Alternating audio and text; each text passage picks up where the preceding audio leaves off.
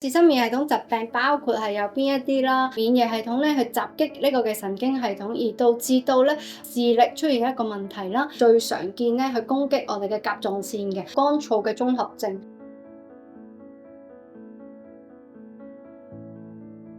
多發性嘅硬化症啦，免疫系統咧去襲擊呢個嘅神經系統，而導致到咧視力出現一個問題啦。同時間咧出現我哋嘅手指啊，或者係我哋一啲肌肉咧出現一啲麻木、麻痹嘅感覺嘅。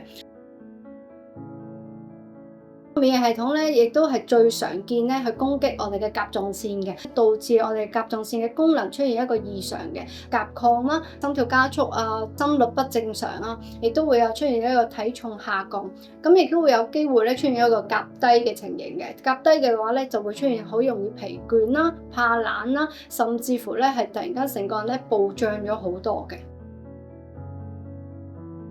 而另外一個嘅自身免疫系統嘅疾病咧，就係一個叫乾燥嘅綜合症。咁乾燥嘅綜合症咧，佢主要咧就係攻擊我哋身體嘅一啲外分泌腺啦，包括係呢個淚腺啦、口水腺，而導致到咧我哋會有口乾啦、眼乾啦，甚至乎咧好多嘅消化液咧都冇辦法去分泌到出嚟嘅。